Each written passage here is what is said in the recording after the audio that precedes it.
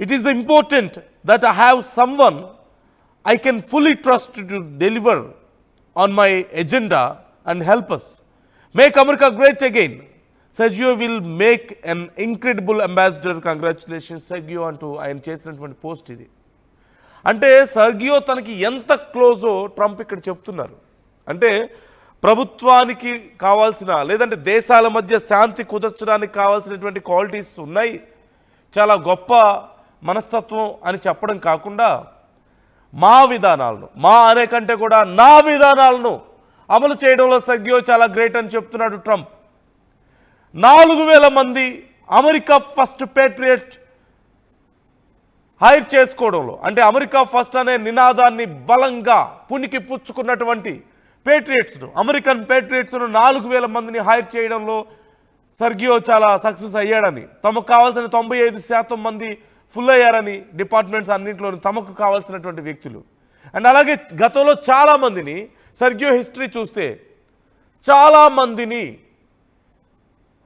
అధికారుల్ని తొలగించడంలో కానీ ఉద్యోగుల్ని తొలగించడంలో కానీ, అంటే ట్రంప్కి అనుకూలంగా లేని వాళ్లను తొలగించడంలో సర్గియో చాలా యాక్టివ్గా పనిచేశాడు. సర్గియో టీం చాలా యాక్టివ్గా పనిచేసింది.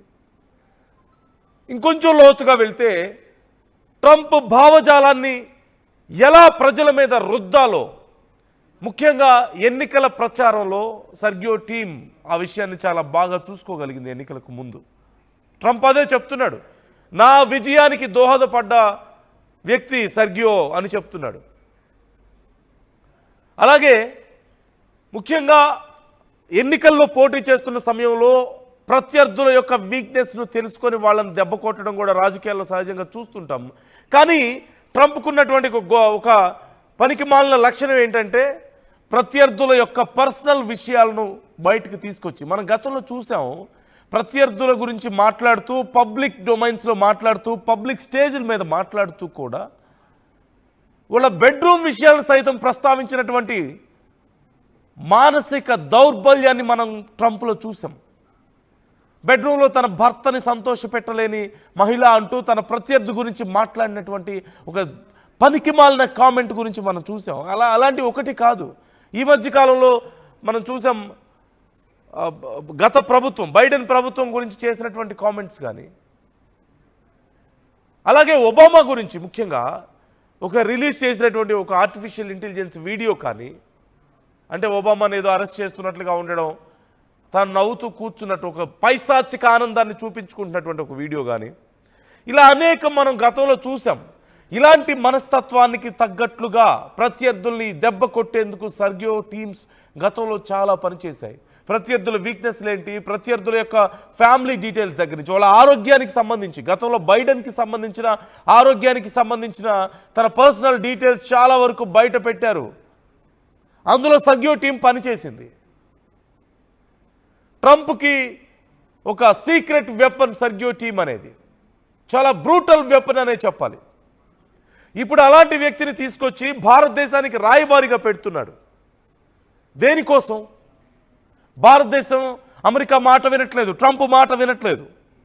టారిఫ్స్ అనే కత్తికి భారతదేశం భయపడడం లేదు. రష్యాతో ఉన్న బంధాన్ని ఒక బలమైన కవచంగా వాడుకుంటుంది భారత్.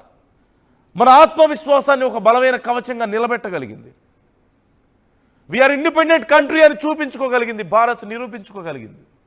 సో ఇలాంటి దేశాలని దెబ్బ కొట్టాలంటే ఖచ్చితంగా ఒక క్రూరమైన మనస్తత్వం కలిగి, ఒక రకంగా చెప్పాలంటే బ్రూటల్ మెంటాలిటీ కలిగి, బ్రూటల్ పొలిటికల్ ఎజెండాస్ని అమలు చేయగలిగినటువంటి మెంటాలిటీ కలిగినటువంటి వ్యక్తులు ట్రంప్కు అవసరం. వైట్ హౌస్లో తన క్రింద తన పక్కన విశ్వాస జాగిలంగా పనిచేసినటువంటి ఒక రకంగా చెప్పాలంటే, ఈ మాట వాడడం కొంచెం కష్టంగా ఉన్నప్పటికీ కూడా అలాగే ఉన్నారు. ఇట్స్ ఏ వోల్ఫ్ ప్యాక్ ఒక మాటలో చెప్పాలంటే. అలాంటి వాళ్ళను తీసుకొచ్చి ఇప్పుడు భారతదేశం మీద రుద్దే ప్రయత్నం చేస్తున్నారు. భారతదేశాన్ని ఖచ్చితంగా భారతదేశం మీద ఇది ఒక రకంగా చెప్పాలంటే it's a tactical move from Trump అని చెప్పొచ్చు. ఎలా డీల్ చేయబోతున్నారు ఇప్పుడు భారతదేశంతో? సర్గియోని రాయబారిగా పెట్టడం ద్వారా ట్రంప్ ప్లాన్ ఎలా ఉండే అవకాశం ఉంది? సర్గియో రికార్డు చూస్తే చాలా బ్రూటల్గా వ్యవహరించేటువంటి తీరు తమ ప్రత్యర్థుల పట్ల ఇప్పుడు భారతదేశాన్ని ఆల్మోస్ట్ ఒక ప్రత్యర్థిగా భావిస్తున్నటువంటి ట్రంప్కి సర్గియోని తీసుకొచ్చి పెడుతున్నారంటే ఖచ్చితంగా రాజకీయంగా భారతదేశాన్ని దౌత్యపరంగా రాజకీయంగా అన్ని రకాలుగా భారతదేశాన్ని దెబ్బ కొట్టాలనే ఆలోచన కనిపిస్తుందా ఇందులో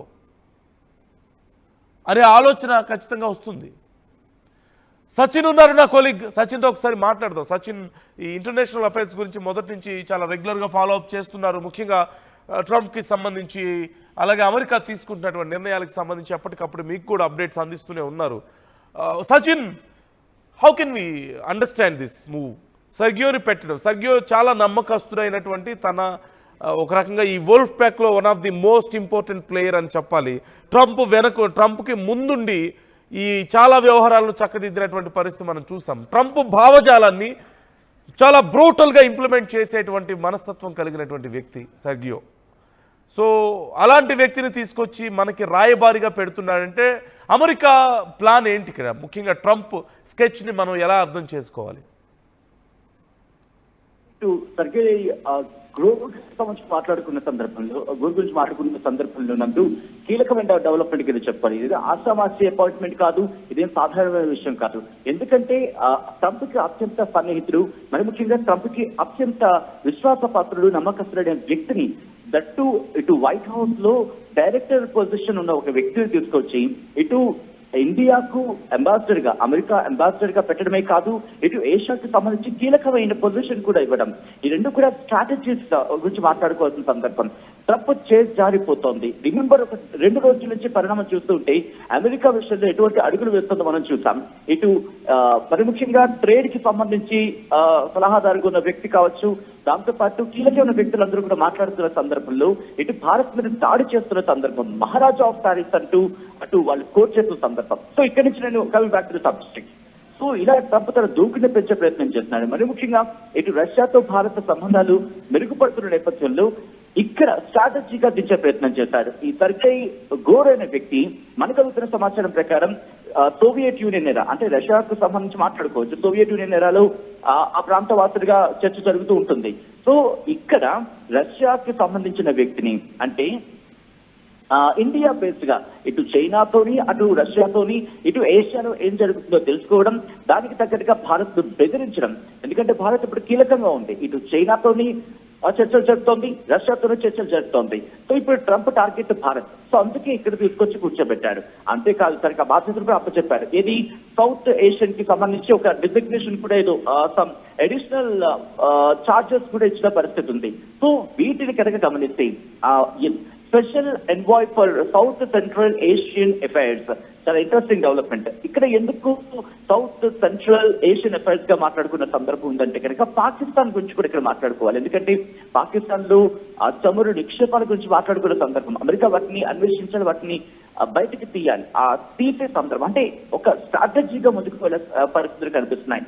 ఎందుకంటే భారత్ ఇంతవరకు మాట్లాడుకునే సందర్భంలో నన్ను let me quote another point here. ఎందుకంటే కనుక ద టైమింగ్, అపాయింట్మెంట్ టైమింగ్ గురించి. ఎందుకంటే లాస్ట్ టైం ఆ సబ్జెక్ట్ కరెక్షన్, ఎరిక్ ఆయన జనవరి 20th ఆయన తన పదవీ కాలం ముగిసింది, ఆయన వీడ్కోలిచ్చి వెళ్ళిపోయారు. ఆ తర్వాత నెక్స్ట్ అపాయింట్మెంట్ జరగలేదు. అట్ ద సేమ్ టైం అప్పుడు ట్రంప్ ట్రంప్ అధికారంలోకి వచ్చి ప్రమాణ స్వీకారం చేస్తున్న సందర్భం. అంటే అప్పటి నుంచి ఇప్పటి వరకు ఎక్కడ అపాయింట్మెంట్ చేయని సందర్భం, ఈ రోజే ఇప్పుడే ఎందుకు ఇంత అకస్మాత్తుగా, దట్టు కీలకమైన వ్యక్తి, ట్రంప్ కి అత్యంత సలహాదారుడు, వైట్ హౌస్ లో కీలకమైన వ్యక్తిని ఆగమేఘాల మీద తీసుకొచ్చి భారత్ లో కూర్చోబెట్టాలి అనుకునే నిర్ణయం ట్రంప్ కి సంబంధించి చేశాడు. దట్టు బెస్ట్ ఫ్రెండ్ అని కోట్ చేయడం, దాంతో పాటు ఇంకా చెప్పుకొచ్చాడు ఏమని, మేక్ అమెరికా గ్రేట్ అగైన్ లో భాగంగా అమెరికా ఫ్రీడమ్ ఫైటర్స్ గా అభివర్ణించుకుంటున్న ఆ పేర్లకు సంబంధించి వాళ్ళకే ఉద్యోగాలు ఇస్తున్నాడు, వాళ్ళకే ప్రాధాన్యత ఇస్తున్నాడు అని చెప్పి ట్రంప్ ఇటు సర్గా గురించి పొగట్టం, ఆ ట్వీట్ కావచ్చు, లేకపోతే తన సోషల్ మీడియా ట్రూత్ లో చెప్పుకొచ్చిన సందర్భంలో ఆ డెవలప్మెంట్స్ కనుక గమనిస్తే సిరీస్ ఆఫ్ డెవలప్మెంట్స్ చూస్తూ ఉంచి ట్రంప్ భారత్ ను బెదిరించే ప్రయత్నం చేస్తున్నాడు. నిర్మోహమాటంగా చెప్పుకోవచ్చు. ఇక్కడ 2 వైపులా అంటే బెదిరించే అంశానికి సంబంధించి మాట్లాడుకుంటున్న పరిస్థితి ఉంది. అలాగే బెదిరిస్తున్న ఆ సందర్భంతో పాటు ఇంకొక అంశం కూడా ఇక్కడ తోడుతోంది. ఏమని, ఇటు ఏం జరుగుతోంది తనకు అర్థం కావట్లేదు. ఇటు భారత్ ఎటువంటి స్ట్రాటజీతో వెళ్తోంది ఇక్కడ నుండి తెలుసుకోవాలి. ఇటు ఏషియా సెంట్రిక్ గా ఇప్పుడు రాజకీయాలు నడిస్తే మరి ముఖ్యంగా భారత్ సెంట్రిక్ గా నడుస్తుందని చెప్పి ప్రపంచం గట్టిగా భావిస్తోందనడానికి బెస్ట్ ఎగ్జాంపుల్. ఎందుకంటే ఇతరేం ఆషామాషి వ్యవహారాలు నడిపేవాడు కాదు. ట్రంప్ కి సబ్జెక్ట్ కరెక్షన్ ఆయన క్యాంపెయిన్ లో కీలకమైన వ్యక్తి, ట్రంప్ విషయంలో కీలకమైన వ్యక్తి. Make America great again slogan కి సంబంధించి కూడా ఇతని పేరు వినిపిస్తూ ఉంటుంది. మాస్టర్ స్ట్రాటజిస్ట్ గా అభివర్ణిస్తూ ఉంటారు. సో ఇవన్నీ కూడా ప్రస్తుతం ఇటు భారత్ ఏం చేయబోతుంది అనేది ప్రతిదీ minute to minute he wants to know ఏం జరుగుతుంది, భారత వ్యూహం ఏంటి, భారత స్ట్రాటజీ ఏంటి. చమురు విషయంలో ఇప్పటికే ఇన్ఫాక్ట్ చర్చలు జరుగుతున్న క్రమం, ట్రేడ్ విషయంలో చమురు విషయంలో చర్చలు జరుగుతాయి, ట్రేడ్ విషయంలో కూడా చర్చలు జరుగుతున్నాయి. ఎప్పుడైతే ఇక్కడికి ఇంకొక అంశాన్ని కోట్ చేయాలనుకుంటున్నాను. రష్యా ఒక మాట జరిగింది, ట్రేడ్ విషయంలో ఒకరు అమెరికా కొనకపోతే కనుక మేము కొంటామంటూ కూడా. సో ఈ క్రమంలోనే డెవలప్మెంట్ మీరు చూడొచ్చు, చాలా సెన్సేషనల్ డెవలప్మెంట్. ఇదేం నార్మల్ విషయం కాదు. ఎందుకంటే 8 నెలలు ఖాళీగా ఉన్న పొజిషన్ లో ఒక మనిషిని తనకి చాలా సన్నిహితమైన వ్యక్తి, వైట్ హౌస్ లో కీలకమైన వ్యక్తిని, సాధారణంగా లాస్ట్ టైం వచ్చిన వ్యక్తి ఎన్నికైన వ్యక్తి ఒక గవర్నర్, లాస్ ఏంజలస్ గవర్నర్ అనుకుంటా, సబ్జెక్ట్ కరెక్షన్ ఆ సందర్భంలో అందుకని తీసుకొచ్చి రాయబారి దగ్గర కూర్చోబెట్టారు.